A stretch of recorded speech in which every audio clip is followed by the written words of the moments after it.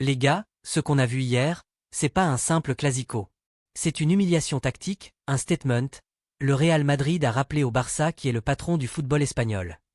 Salut l'équipe. On se retrouve pour débriefer un classico totalement fou, un match plein de tensions, de buts, de polémiques, et surtout, de vérité.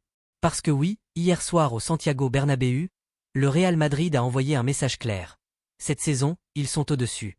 Victoire 2-1, but signé Kylian Mbappé et Jude Bellingham, un Barça dépassé, frustré, et même réduit à 10 en fin de match après l'expulsion de Pedri.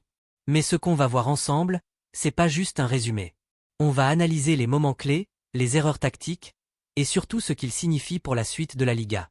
Première mi-temps, le Real frappe fort. Dès le début, les gars, le ton était donné.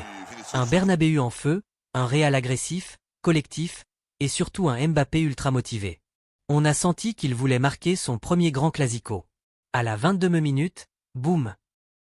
Sur une action typique madrilène récupération haute, projection rapide Vinicius trouve Mbappé dans la surface. Contrôle, crochet, frappe croisée, et ça finit au fond. Le stade explose, Mbappé chambre les supporters du Barça, le ton est donné. Mais le Barça n'a pas coulé tout de suite. À la 38, après une bonne séquence de possession, Fermín López surgit au second poteau et égalise. Là, on se dit, ok, c'est un vrai match. Le tournant Bellingham en mode héros. Juste avant la pause, le moment clé. Le Barça recule, le Real pousse. Et là, Jude Bellingham encore lui sort de l'ombre.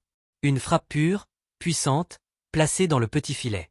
But du 2-1 juste avant la mi-temps. Et c'est ça, les grands joueurs. Bellingham, c'est pas juste un milieu, c'est un leader, un tueur, un gars qui sent le timing parfait.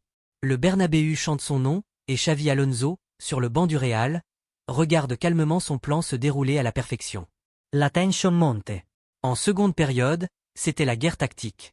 Le Barça a essayé de réagir, surtout avec Lamine Yamal sur le côté droit.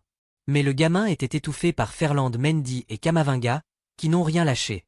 Mbappé, lui, a eu l'occasion de tuer le match sur penalty, mais arrêté. Un moment qui aurait pu tout relancer.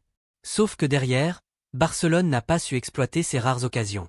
Lewandowski invisible, Gavi nerveux, Pedri à bout. Et justement, Pedri. À la 83, il craque. Faute grossière sur Tchouaméni, deuxième jaune, carton rouge. Barcelone finit à 10. Et là, c'est fini. Le Real Jerez, Fight Turner, et le public chante así gana el Madrid. Analyse tactique Flick en difficulté. Xavi Alonso en maître. Tactiquement, c'est là qu'on voit la différence. Hansi Flick, côté Barça, a tenté un 4-3-3 ultra offensif, mais trop naïf. Ligne défensive haute, peu de pressing coordonné, et surtout aucune maîtrise sans ballon. Xavi Alonso, lui, a été clinique. Bloc médian compact, transitions éclairs, et une efficacité chirurgicale. Le Real de Xavi Alonso, c'est une machine. Mbappé en dynamite devant. Bellingham en métronome. Tchouaméni patron du milieu. Et Lunin, encore solide derrière. Pendant que le Barça semblait perdu, sans identité, sans idée claire.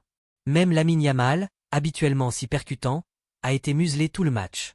Reactions and polemics. Après le match, ça s'est chauffé en conférence de presse. Xavi Alonso a dit, c'est un match qui montre la maturité de notre équipe. Pendant que Flick, lui, reconnaissait, on a manqué d'énergie et de lucidité. Sur les réseaux, les supporters du Barça étaient furieux. Certains parlent d'un arbitrage sévère sur Pedri, d'autres critiquent l'attitude de certains cadres. Mais la vérité, c'est que ce Real-là était plus fort, plus lucide, plus collectif. Avec cette victoire, le Real Madrid prend 5 points d'avance sur le Barça. Et quand on voit leur régularité, c'est un écart qui peut déjà peser lourd. Parce que le Real ne joue pas juste pour gagner, il joue pour dominer. Pour Barcelone, c'est la douche froide. Flick doit trouver des solutions, surtout au milieu, où l'absence de Gundogan se fait sentir. Et Lamine Yamal doit apprendre à gérer ce genre de match où la pression est maximale. Un clásico de veritas. Les gars, ce classico, c'est un rappel. Le Barça est en reconstruction. Le Real, lui, est déjà en marche vers un nouveau cycle de domination. Mbappé et Bellingham, c'est peut-être le duo qui va marquer cette décennie.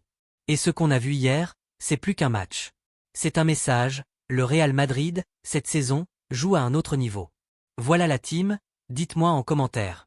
Est-ce que vous pensez que le Barça peut encore revenir dans la course au titre ? Et surtout, est-ce que Mbappé et Bellingham forment déjà le meilleur duo d'Europe? N'oubliez pas de liker, de vous abonner, et de partager la vidéo pour soutenir la chaîne. On se retrouve très vite pour une nouvelle analyse foot.